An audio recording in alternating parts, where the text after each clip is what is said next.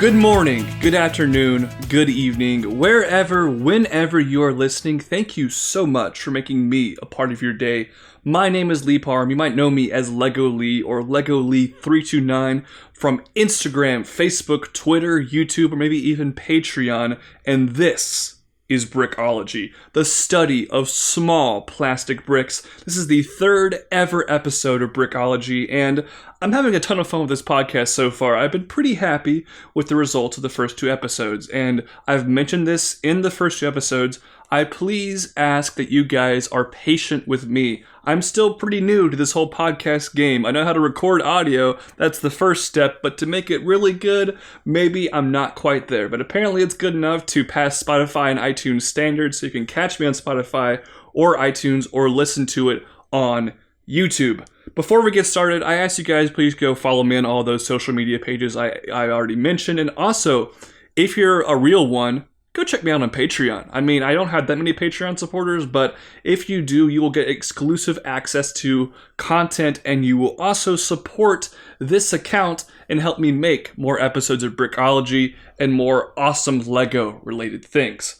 With all that stuff out of the way, let's get into kind of a little bit of my mission statement. You know, I'm not going to elaborate on what exactly I want Brickology to be, because I've already done that in the first two episodes, but essentially, Brickology here, I call it the study of small plastic bricks. And each week, I want to dive deep into a different Lego theme or Lego sub-theme or kind of a subset or kind of like a genre of Lego. And I want to dissect and really unearth everything that makes that particular theme important to Lego. So week one, I did Star Wars Episode 1 sets, based off the Phantom Menace movie. And then last week was a bit impromptu. After the absolutely tragic death of Kobe Bryant, I kind of scrapped my normal idea and pushed it back, which that episode will come out next week, and you'll hear about what that is soon on my Instagram.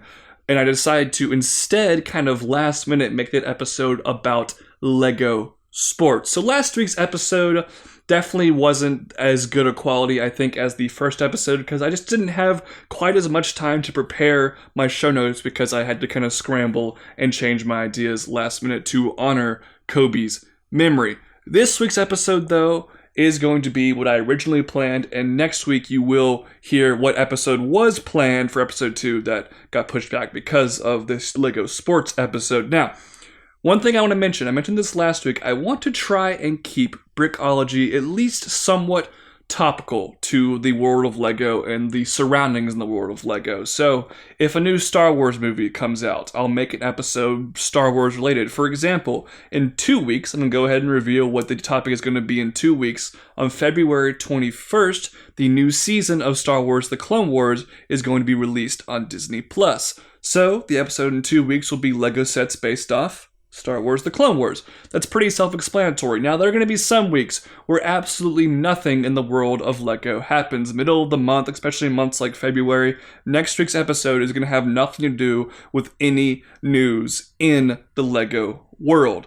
However, Lego is always releasing sets, and if they release a set from a certain kind of theme, maybe I'll try and talk about that. Now, February is not a big release month for Lego. They did release a few sets. You know, I got those new Chinese New Year sets. We just got Old Trafford Stadium, which I mentioned in the sports episode last week.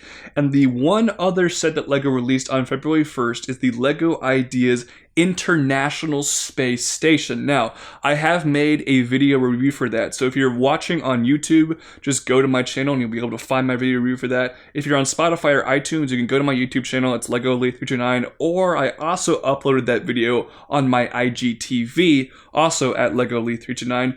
Go check out that video review. It's about 9 minutes long. It's a highly detailed review. I'm pretty proud of how that video came out. So, in honor of the release of the new LEGO International Space Station, this week's episode of Brickology is going to be about LEGO NASA.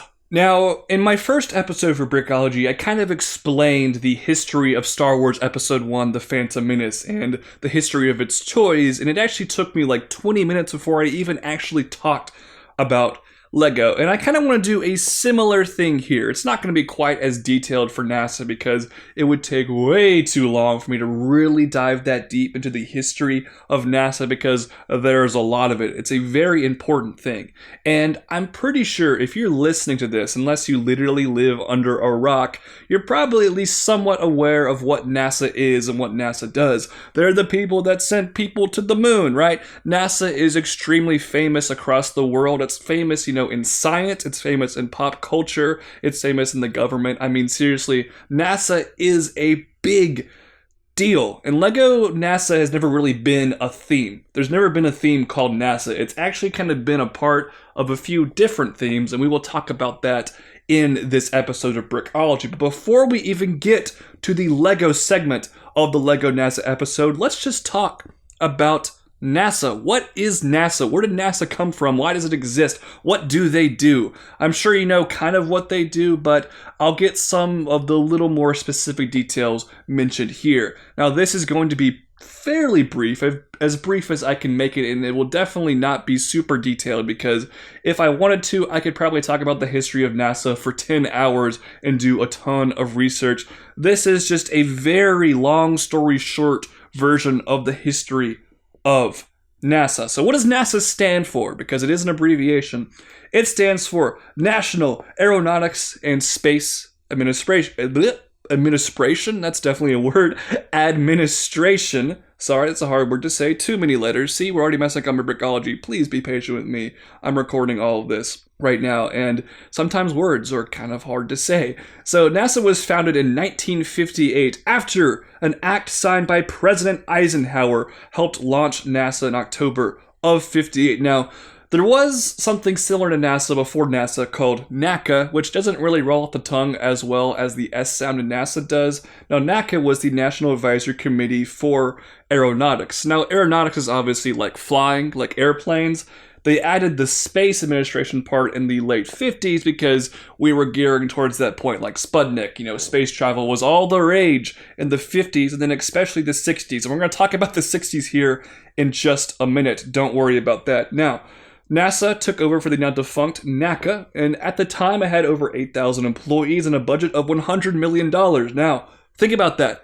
$100 million in 1958 is a lot of money. And speaking of a lot of money, the budget for NASA in 2020 is over $22 billion. $22 billion. And you're going to hear money amounts a lot in this episode because a lot of stuff, a lot of funds have to go in to funding space travel. And now they had 8,000 employees then. They more than doubled that total with 17,000 employees in 2020. So that's a very brief history of NASA. But we need to talk about the 1960s. The 1960s is kind of what built NASA. That's why NASA is famous. That's why NASA is a huge thing. JFK, President John F. Kennedy, the president after Eisenhower, he was president from 61 to 63. Of course, he was tragically assassinated in 63. We're not going to talk too much about that, but JFK, one of his missions, a quote from JFK, a very famous soundbite that I'm sure a lot of you have heard in many different forms of media and pop culture is we chose to go to the moon this decade and do other things, not because they are easy, but because they are hard, because that goal will serve to organize and measure the best of our energies and skills. That's a very famous quote by JFK. It's a much longer speech than that. Look it up online if you can. It's definitely worth a listen. Now, JFK, he said that I think in 61, his mission in his presidency was, let's get to the moon this decade. And they did. And we'll talk about that later on in this episode. So essentially, NASA started to form these projects. They formed these projects and all of them have names that are related to Greek mythology. So the first NASA project was Project Mercury. Now, there's a lot of things going on. I'm not going to explain all of it. I just don't have time to explain all of what Project Mercury was about. But Project Mercury included people like John Glenn, was the first American to be launched into orbit. Watch the movie The Right Stuff. Great movie. Go check that out if you want to learn more about that sort of thing. And then there's Project Gemini. For some reason, a lot of people refer to Project Gemini as Project Gemini, even though I've always said the word Gemini, I've always found that kind of weird. It doesn't really matter at all, but Gemini, however you want to pronounce it. the objective of that one was to kind of figure out some techniques in space to help the Apollo program that we're going to talk about in just a second kind of figure out techniques of how they can land and launch their missions to the moon. That's kind of what Project Gemini's mission was. And then, of course, there's the Apollo mission. These are the most famous ones, and they've continued on with more missions after this. The most recent ones they're going to start doing here in the future, I believe, are called the Orion missions. They actually talked about this when I visited the Kennedy Space Center in Houston, Texas this past year. I'll talk more about my little trip there in just a minute. But the Apollo missions had a $20 billion budget in the 60s, which that adjusted for inflation is over $220 billion. $220 billion in 2020 money. That's insane. That is an inordinate amount of money. There were 17 Apollo missions, so you can kind of figure out why it costs so much. And of course, the Apollo mission's goal was to get to the moon and land people on the moon and get Americans to be the first people on the moon. Now, kind of the surroundings for this, one of the reasons Kennedy and, America was so passionate about getting to the moon in the 60s was the space race. The Soviet Union, Russia, obviously the Soviet Union is no longer with us. Russia, the Soviet Union, they were racing with America to see who could do all this stuff in space first. Like, they beat us to having, a satellite like Sputnik orbit around the Earth, and it was this competition. It's kind of like a sporting event or something, like, how Russia and the US, played in hockey and like the Miracle on Ice and sort of stuff. Kind of similar to that, but in a very, different field where we were competing against another huge nation to see who could one-up the other on these huge scientific achievements. It's kind of weird to think about because I don't really feel like anything quite like this happens in modern day. But it was a humongous competition to see who could get a man on the moon first. And the Apollo missions from NASA, there were 17 of them. The first Apollo mission actually didn't even really happen. On the first Apollo mission, they were doing a launch rehearsal in the rocket, and there was a fire inside the cab of the rocket, and it killed 3 astronauts, including Gus Grissom, Ed White, and Roger Chaffee. It killed them. And this has been, documented in plenty of documentaries and movies. If you've seen the movie First Man with Ryan Gosling that came out a couple years ago, they show a scene of this. It's horribly tragic. That's so sad. And, NASA is full of tragedy. I mean, trying to get to space is not an easy thing. And then obviously the Challenger, which we're not going to talk about much in this episode because it doesn't really pertain to Lego, but there's a lot of death and tragedy surrounded by NASA, which is super unfortunate, but these tragedies ended up being, good learning lessons for the future astronauts, which is how NASA eventually helped accomplish its goals. Now, another, misfortunate NASA incident is Apollo 13. The Ron Howard movie from 1995 goes really deep into what happened there. Apollo 13 was a failed mission to the moon. It's actually the only failed mission where people were supposed to go to the moon. They did not end up landing on the moon. But, of course, the most famous Apollo mission is Apollo 11. Apollo 11 was Neil Armstrong, Buzz Aldrin, and Michael Collins. You might not have heard of Michael Collins. He was the guy who piloted the vehicle, the lunar lander, and the command module. He actually did not go to the moon. But Neil Armstrong, of course, one small step for man, one giant leap for mankind. Neil Armstrong was the first man on the moon ever. Buzz Aldrin was the second man on the moon. They did the first ever moonwalk. This was in July 20th, 1969. So 51 years ago, 50 years ago, last year. This was the 50th anniversary. And I actually had the pleasure of going to Houston, Texas. My brother lived in Texas at the time. We visited him, and we went to Houston, Texas the weekend of the anniversary of the moon landing. It was awesome. I was at Kennedy Space Center. It was raucous. There were tens of thousands of people there. The band Walk the Moon performed a concert, which is kind of hilarious to me. Walk the Moon, first off, they were great in concert. I mean, they did the song Shut Up and Dance that you probably heard of. They were fantastic in concert. Their lead singer came out in an astronaut suit. The man was sweating up a storm because it was 100 degrees outside. He looked like he was going to pass out, but he was playing the keyboards, the drums, and singing all at the same time.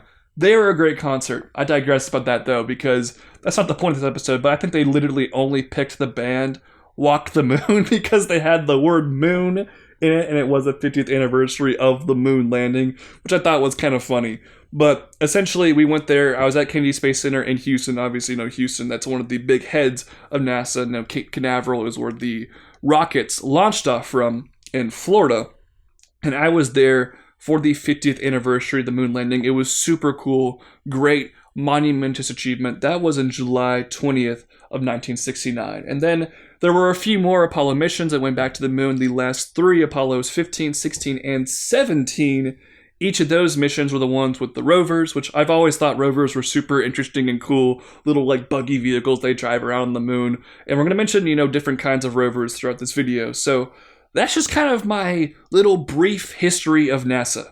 Probably uninformed. I probably misspoke a ton about information. If I messed anything up, feel free to rip me to shreds in the comments or DM me on Instagram or email me, whatever. I'm sure I messed up a lot of things about that. But that is the history of LEGO NASA. No, not LEGO NASA, just NASA in general, which can bring us into talking about the LEGO sets based off NASA's greatest achievements. So LEGO NASA is not really a theme. It's never been its own theme. I kind of wish LEGO did make it a theme, because I think it would make more sense to actually have like a fully dedicated NASA theme. But LEGO NASA is not its own theme, and it just started to pour rain outside. Hopefully that does not make too much background noise. There's always some problem, I swear, when I'm recording this. Please be patient with me. I don't have a super soundproof studio. Hopefully the rain noise isn't too bad, and hopefully my power doesn't go out. That would be really tragic for this recording of Brickology. But LEGO NASA, let's get back on track here. It's never been a theme. It's been a part of a few different themes. Now, LEGO Space. LEGO Space is iconic. LEGO Space is like one of the most iconic LEGO themes ever created. It is super important in the history of LEGO. However, LEGO didn't make any sets officially based off NASA until the year 2003. Again, I apologize for the rain noise. Hopefully it's not too distracting in the background, and I'll try to do some Adobe audio editing magic to get rid of that. But hopefully it's a little bit less distracting than the Facebook notification from last week's episode. But getting back on track with LEGO NASA. Now, there were no LEGO NASA sets until the year 2003. Now, there were obviously tons of LEGO sets based off space, and obviously that is, inspired by NASA. There was classic LEGO Space, things like Space Police, Insectoids, and they even had kind of like town LEGO space sets that had rockets. They had space shuttles, which is clearly based off NASA. However, it wasn't officially NASA branded. So if you feel like I am missing some kind of set that seems NASA related, trust me, I'm not. I did my research and I made sure to only mention the things in this video that are actually official licensed products by NASA itself. There's tons of space shuttles from City and other themes I'm not going to mention because they are not part of the LEGO NASA theme with quotation marks, because it's not really a theme. The first LEGO sets that were officially licensed by NASA were under the theme called LEGO Discovery Kids in the year 2003. So LEGO had a partnership with the Discovery Channel, which is kind of interesting. They haven't really done much with that since, and they made, I believe, 6 different sets based off NASA. NASA. Sorry for misspeaking right there. So the first set we're going to talk about here is actually the most recent NASA set, but the original version, and that is the International Space Station. Now, we'll talk about the Ideas version later on in this video. The original LEGO NASA International Space Station set had 162 pieces, which just so happens to be, I believe, 700 less than the new version. I think the new version has 862 pieces, so that's kind of funny. And it was $15. The original International Space Station set was $15, 162 pieces.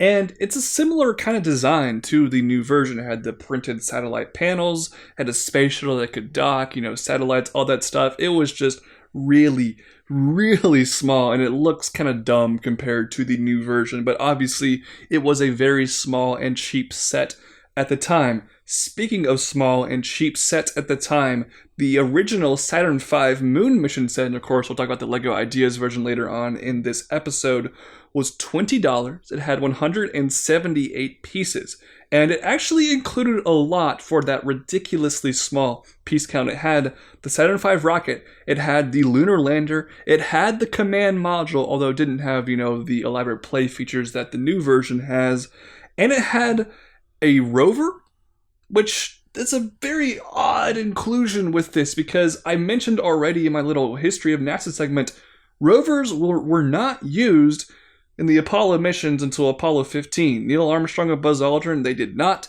have a rover.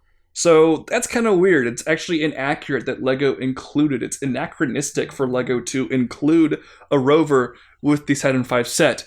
Luckily, they completely, rectified that with the remake version for LEGO Ideas from 2017 that we'll talk about later in this episode. But I just thought it was super interesting and weird that one of these LEGO NASA sets had something that was so inaccurate. The next set here was a $30 set with 418 pieces called Mission to Mars. This one had a rocket, a satellite, and a different rover. The rover was kind of this ugly, flat, dark blue design. If you are listening on Spotify or iTunes, look it up. On YouTube, there'll be a picture on the screen. Not the best looking design rover, and I think they've done much better rovers in the future, but kind of an interesting one. This was more conceptual Mission to Mars stuff. For $50, there was the Discovery Space Shuttle, and this is actually the only time I believe LEGO has made a specifically named space shuttle. Now, they've made lots of space shuttles before, but the other space shuttles they've made have kind of just been loosely based off of a bunch of different space shuttles. This is the only time LEGO has created a space shuttle that is specifically based off one that NASA launched into space, and that is the Discovery Space Shuttle. This set, of course, had a satellite that come out of the center, and it had 828 pieces, and it only cost $50. What an absolute steal. And this design, I still think, actually holds up pretty well, despite being 17 years old. Very good space shuttle set, very, very good design. I wish I had this one. It's really expensive on eBay now. That, I think, is the best original wave LEGO NASA set, and it's not even close. Now, for $90, a much, much bigger set was actually a Technic set, but still branded on the Discovery Kids NASA theme, was the Mars Exploration Rover. It had 870 pieces, and for those of you who can't see the picture, I'll kind of try to describe it. It was built out of Technic pieces, and it had, these solar panels that were built out of, really weird, paper, vinyl, kind of cloth style pieces, and they were attached on through the Technic pieces and those kind of Mixel style ball joint connections. Really odd, a really odd thing that LEGO has never really made anything quite like this since. It was big, it was interesting, it's not super attractive though, and it looks a little bit awkward, and it's weird because it just kind of sticks out amongst the rest of these sets because everything else is brick based, and then we have this one kind of random big Technic set, but it was the biggest set. In terms of pieces, it only had a few more pieces than the Space Shuttle, but it was the biggest set by far in terms of price, and it's the only Technic set that they ever done for LEGO NASA. So that was pretty interesting. And then finally, for the Discovery Kids wave, of course, the most iconic vehicle from NASA is the Lunar Lander. The original Lunar Lander set was $40, had 453 pieces. This was the only original NASA set to include minifigures. You got Neil Armstrong and Buzz Aldrin, kind of. Not really. Kind of what they did with the new Lunar Lander set that we'll talk about in a minute. The figures weren't really the actual people. They were wearing the accurate spacesuits, but they just had generic faces, and on the box it refers to them as astronauts. I find that kind of weird. I don't know why LEGO can't just make the figures of these iconic people. Now, that could be some kind of rights issue. Maybe the family of Neil Armstrong, the late family of Armstrong, and Buzz Aldrin don't want, actual figures of them being made. I'm not sure why they wouldn't. I mean, I would be absolutely thrilled if someone made a LEGO figure of me. That'd be so cool. But unfortunately, every time they've made a lunar lander, the figures have just kind of been generic astronauts. We know who they're supposed to be, but unfortunately they can't really do it for some reason. Not entirely sure why. I don't have any inside information about this, but it was the only NASA set from the original 2003 Discovery Kids line to have minifigures. And it's one of the few NASA sets to actually don't have figures. Most LEGO NASA sets don't have figures because most of them aren't actually minifigure scale. Unfortunately, though, the top part looks pretty good. The bottom part, though, looks a little rough because there were no gold pieces. Now, the new version that we'll talk about here later in this episode uses a lot of very metallic-y gold pieces, and it looks fantastic. This old version, instead of gold, it used kind of a typical gold substitute, and that's tan. And it looks tan, it looks bland and boring. So this wasn't a great version of Lunar Lander, but it was a pretty cheap set, and of course, this iconic version of this vehicle. So that's the LEGO NASA set from the Discovery Kids wave from 2003. So after that 2003 Discovery Kids wave, we actually go a very long time with no officially branded sets from NASA. Now, they made a 2011 space shuttle that was actually re-released a couple years later.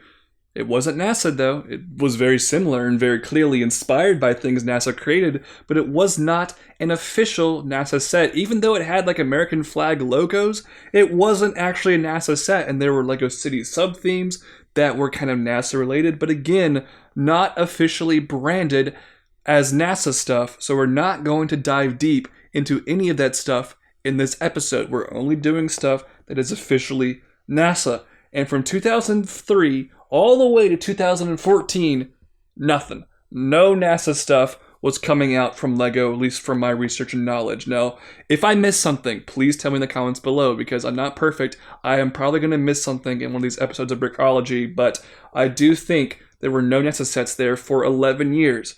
However, in 2014, the early stages of LEGO Ideas, it was formerly known at this point as LEGO Cuusoo, there was the LEGO Ideas Curiosity Rover. Now, the Curiosity Rover is a super cool set that was very limited release. I think there was very few of these made, and unfortunately, I wasn't as attached to space and NASA at the time. I was still fairly young, and I prioritized other LEGO sets over this Curiosity Rover, and I'm really sad to say I never got this set. And now it's shot up in price tremendously. Oh my goodness. This thing is worth tons of money. I think it's like quintupled its price. Not even the right word. It's more than quadrupled its price. It's worth like hundreds of dollars now. It was a $30 LEGO Ideas set, and I was so dumb to not buy this set, and I really regret it because it would look great with the rest of my LEGO Ideas NASA collection. It had 295 pieces. It's the first NASA set in over a decade, and it's the first LEGO Ideas / LEGO Cuusoo NASA set. Now, you might say, what about the Hayabusa? There was an Ideas set that I think was exclusive to Japan called the Hayabusa. That is a spacecraft, but it's not NASA. It is the Japanese Space Agency, not the American one, NASA. I love this set. I think it's a great set. It's a fantastic design. I'm so sad I don't have it. Maybe someday if I get, a little bit extra money, I'll have to fork over the ridiculous amount that it will cost to actually acquire this thing, or hopefully I'll just get lucky and find it on a good sale on eBay or something. But I wish I had this set. It's one of my biggest LEGO regrets of all time. A fantastic LEGO Ideas Curiosity Rover, and to this day, as of February 2020, the Curiosity Rover is still rolling around on Mars. I think it's been up there for like 8 years. It's crazy that thing is still going up, I don't even really, I think like the rovers are powered by like radioactive technology, which is how they, stay alive so long on literally a distant planet, which is crazy to me. That's kind of besides the point, but it's a super cool set that I wish I had. Now, again, a little more of a briefer hiatus, but no LEGO NASA stuff for the next 3 years. But then in 2017, we get, I think, kind of the granddaddy of them all, the quintessential LEGO NASA set, the Saturn V. It's a 2017 release. It came out in the summer of that year. At this point, I believe it was the biggest LEGO Ideas set to date at $120. And this set has the best piece count in the history of LEGO. Not the highest piece count, no. It has the best piece count because it's one of the only times I've ever seen LEGO literally do a piece count on purpose. And I have no idea what voodoo magic or, corners were cut to get this to be the actual piece count. Lego designer claims that when he built it, it was like already only 2 pieces away. He just added 2 more parts to get there. But this set has 1,969 pieces. Sound familiar?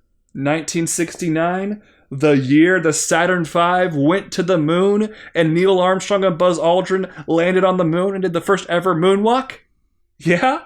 That's insane. The fact that Lego was able to pull off the Saturn V set having 1,969 pieces is so cool to me. That is such a cool, fun fact. I absolutely love that. That's one of my favorite things about this set. And speaking of favorite things about this set, this is just one of my favorite sets in general. I always do, like once a month, on my Instagram, I do a Q&A. I throw up, the questions thing and like ask me any question you want. And a question I get without a doubt every single time is, what's your favorite Lego set? And I'm always flipping between the UCS Falcon or maybe the new Stranger Things set. But one set that I a lot of times fall back on is the 2017 Saturn V. This set is amazing. I adore this set. It's one of my all-time favorite Lego sets. The design of it is so cool. I actually tried to take a picture of this set in front of the real Saturn V at the Huntsville Science Center in Alabama. I transported the set across the country. We drove to Huntsville, went to the Science Center. They had the real Saturn V there, and I was going to take an epic photo of the Lego version in front of the real version, and then I dropped it. This is like one of the worst moments of my Lego career. I literally just dropped it in the parking lot and it exploded. I lost a couple of pieces. It was really sad. I had to rebuild the whole thing. That was awful. That was an awful moment. I hate that because it cost me getting an epic photo. But I still love this set. I was happy to rebuild it because the building techniques of this set are just so brilliant. And I asked my fans on Instagram to vote on their favorite Lego NASA set, and the Saturn V won by a landslide. It wasn't even remotely close, which is not surprising to me. And I did get some redemption for the photo op because I went to visit a friend in Washington, D.C. This past summer, and she's like, where are we going to go in D.C.? And I was like, well, I really want to go to the Air and Space Museum. Now, there are 2 Air and Space Museums. The one in Chantilly, Virginia, which is very close to where Brick Fair is that I go to every year, has the space shuttle. And then the Smithsonian one that's actually in the city, at the National Mall in D.C., has the original lunar lander. And I was able to take a photo of the mini lunar lander that came with the Saturn V set. I took a photo of that in front of the big lunar lander, which was awesome. Great photo. It's on my Instagram. You can go scroll through my Instagram and find that if you want to. So I kind of redeemed myself, and I was able to get a cool Lego NASA photo like that in DC. It was really cool to go there because it was still pretty, it was like a couple weeks after the anniversary, but it was still, the 50th anniversary year of the lunar lander.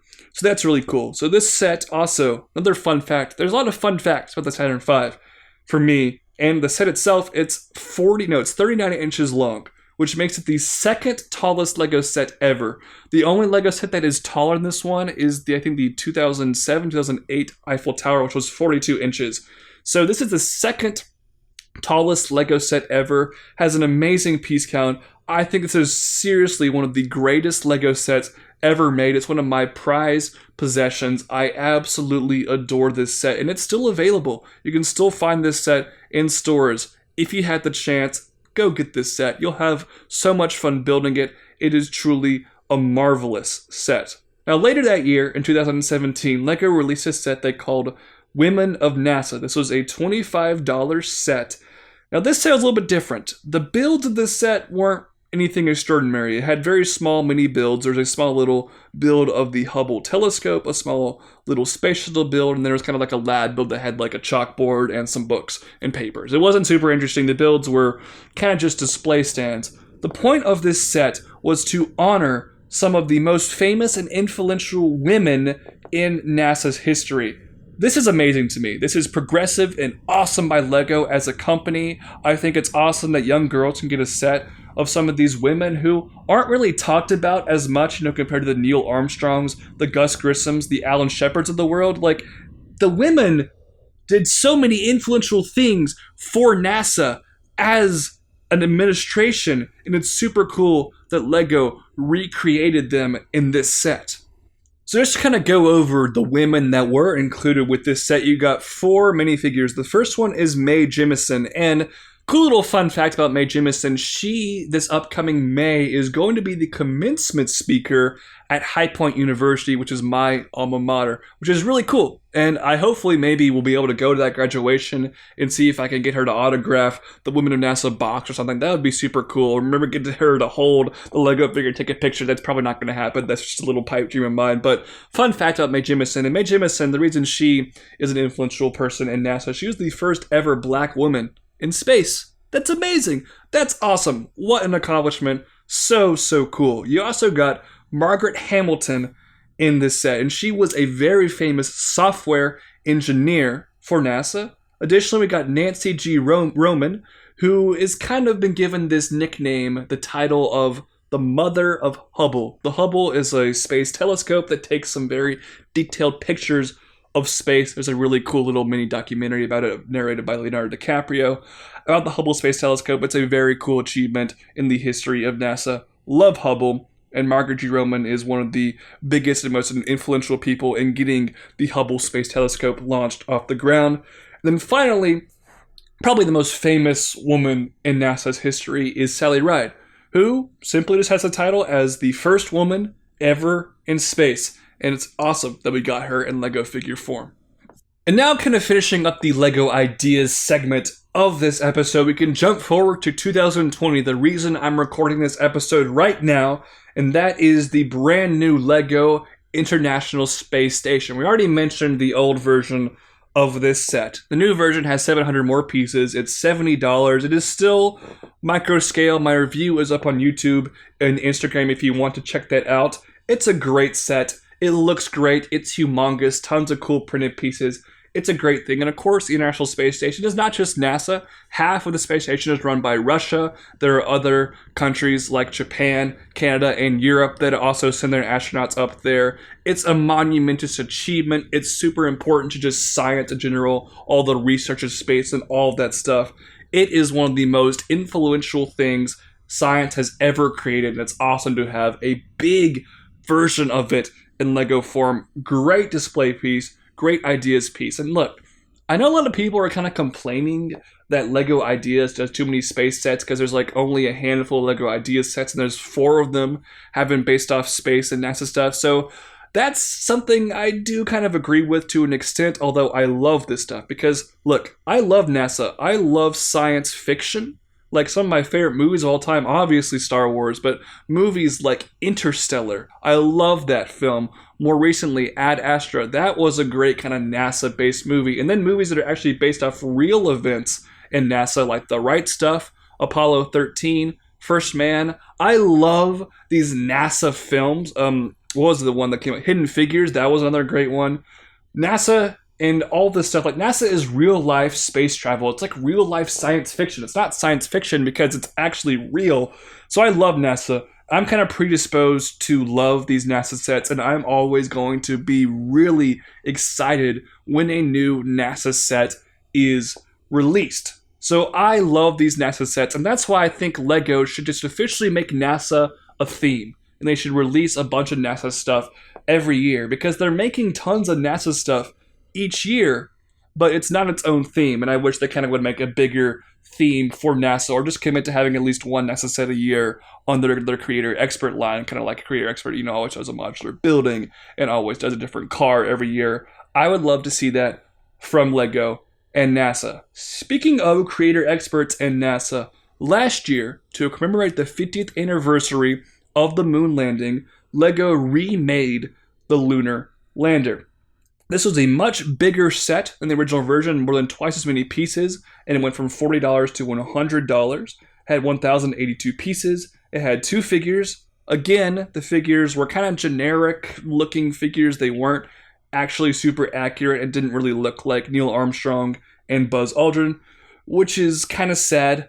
But unlike the aforementioned original Lunar Lander set, this one had gold pieces, so it looked so much more accurate. The pieces were not tan, They were gold, they were shiny, and they were beautiful. This is a fantastic model, a great set that looks fantastic next to the Saturn V, and I'm sure the ISS and Women of NASA will look great next to them as well. LEGO is really building a nice catalog of highly detailed NASA sets here in the modern era, and they're all great.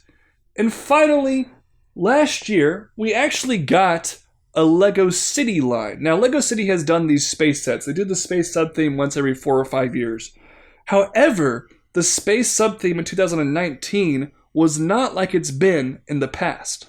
And the reason for that is the space sub-theme was actually kind of branded by NASA. The box had NASA logos, and these vehicles were based off conceptual designs by NASA. So they had conceptual, transports, space shuttles, rovers, and rockets. Now, they don't have official NASA logos or anything on them, so I'm not going to spend too much time talking about it, but it is worth mentioning that these city sets this past summer were actually kind of NASA-based, which is pretty interesting, and they definitely committed to this space sub-thing really well and made some really cool sets that I think were more interesting than the city space sets they had made in the past. I think it was really cool that they were actually loosely based off some NASA conceptual arts and designs. So there you have it. That is LEGO NASA and all the things that pertain to LEGO NASA. It's not an official theme, but I wanted to do this episode because of the release of the International Space Station. What do you think about LEGO NASA? If you're on YouTube, tell me in the comments below or message me on Instagram. Tell me your thoughts, and thank you so much for making Brickology a part of your day. I really appreciate that you were listening. Hopefully the rain and all the background noise wasn't too bad. I had no other option but to record right now. I just need to improve. Be patient with me. It's just my 3rd episode. I still think I'm doing a pretty good job, but I promise it's going to get better in the future. And thank you so much for listening to Brickology this week. I will be back next Friday with a new episode. That episode that was supposed to come out last week will finally come out next week. This is Lego Lee 329 Lee Parm from Brickology signing off. I'll see you guys later. Peace out. Bye-bye.